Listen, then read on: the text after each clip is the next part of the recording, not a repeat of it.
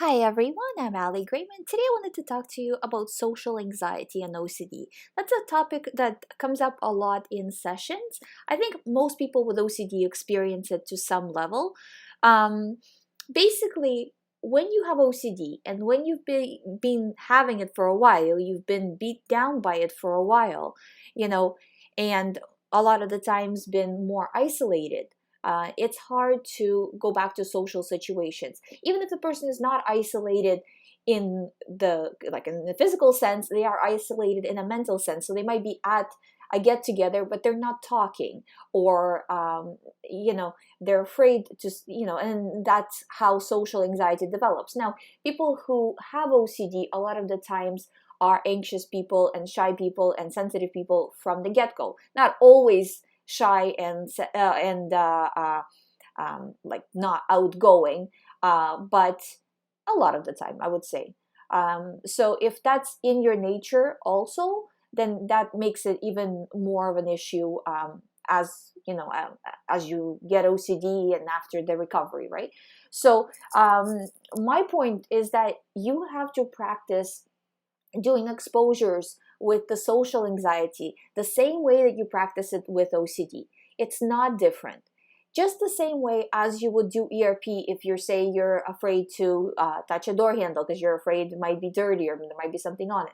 In the same way, try to put yourself in conversations more, speak your mind more. With a lot of the clients, we do postings, right? People post on social media or people state their opinion in person, right? Don't be afraid to speak up and say your specific opinion, because the more you avoid this kind of thing, the more the more social anxiety will develop, so it's just being proactive about it. Okay, so say for example, I'm gonna do this many social media posts which people might not agree with me in the course of a week, and when they don't agree with me, I will state my point, not to kind of aggravate people or anything like that, but you want to state your opinion and stick to your opinion even though somebody else dislikes it, um, and or say for example, you're afraid to do this or that because you're afraid it will offend somebody, right? You're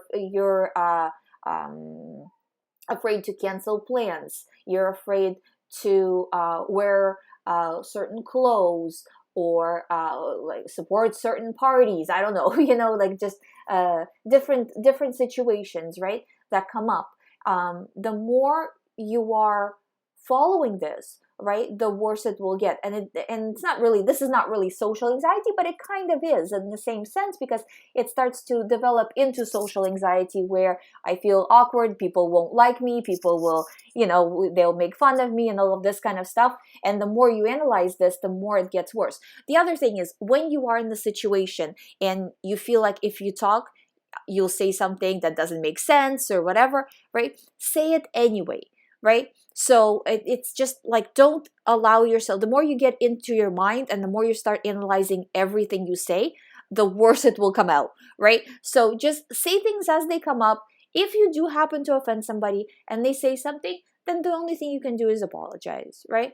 But don't be afraid to stand up for yourself in certain situations, or just state your opinion in other situations, because that's important. And I find that people with OCD, a lot of the times, well, during their struggle, they kind of forget how to do that. So it's important to go back and develop it. I hope you find my videos helpful. If you would like to see more, please hit the subscribe button. If you would like to do the recovery program, all the information is on youhaveocd.com. Thank you so much for watching. I'll see you tomorrow.